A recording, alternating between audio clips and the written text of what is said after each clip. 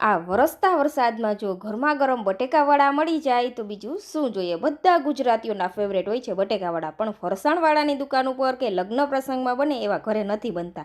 તો એક સિક્રેટ મસાલો બનાવવાનો છે. તો તેમાં આખા ધાણા, તલ, વરિયાળી અને આખા મરી લઈ લેવાના છે. તેને મિક્સર જારમાં ઉમેરી દેશું. સાથે ખાંડ, ગરમ મસાલો, લાલ મરચું પાવડર, થોડી એવી હળદર પાવડર, ધાણા જીરું પાવડર, ખટાશ માટે આમચૂર પાવડર થોડો ઉમેરી દેવાનો છે અને સ્વાદ અનુસાર નમક ઉમેરીને આ મસાલાને આપણે પીસી લેવાનો છે. તો આ છે સિક્રેટ મસાલો. આનાથી જ બટેકાવાળા સરસ એવા ટેસ્ટી બનશે.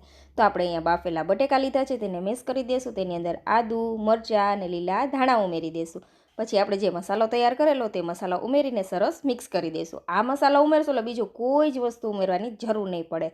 અને આ રીતથી બટેકાવડા બનાવશો ને એટલે બટેકાવડાનો મસાલો જરા પણ ચીકણો નહીં થાય. તો અહીંયા બધા જ વડા વારી લીધા છે આપણે, તમે અહીંયા જોઈ શકો છો. આ રીતે હવે બેટર તૈયાર કરવાનું છે. ચણાના લોટની અંદર આપણે થોડી હિંગ, સ્વાદ અનુસાર નમક, થોડો અજમો ઉમેરીને બધી વસ્તુને સરસ મિક્સ કરી દેવાની. જરૂરિયાત પડે એટલું પાણી ઉમેરતા જઈને સરસ એવું બેટર તૈયાર કરવાનું છે. ના વધુ ઢીલું કે ના વધુ કઠણ, એક પણ ગાંઠા ન રહે તેવું સ્મૂથ બેટર રેડી કરવાનું છે. તો આ રીતનું આપણું બેટર રેડી છે.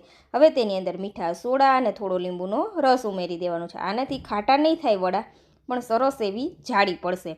આ રીતે સરસ મિક્સ કરી દઈને પછી જ્યારે વડા બનાવવા હોય ને ત્યારે તેની અંદર 2 ચમચી ગરમ તેલ ઉમેરવાનું છે. ગરમ તેલ ઉમેરવાથી વડા સરસ ફરસા બને છે.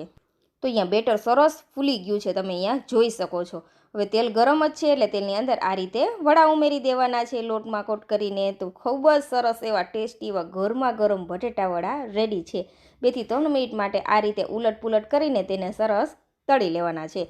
તો બહારથી ક્રિસ્પી, અંદરથી સોફ્ટ એવા બટેકા વડા બનીને રેડી છે. આ રીતે બનાવશો ને જરા પણ તેલ નહીં ભરાય બટેકા વડાની અંદર, તમે અહીંયા જોઈ શકો છો. તો ગરમા ગરમ બટેકા વડાને આપણે રાજકોટની લીલી ચટણી અને મીઠી ચટણી સાથે સર્વ કરીશું. રેસીપી પસંદ આવી હોય ફ્રેન્ડ્સ તો ફોલો કરવાનું ભૂલતા જ નહીં. અને આ વરસાદની સિઝનમાં તમે પણ ગરમા ગરમ બટેકા વડા જરૂરથી બનાવો.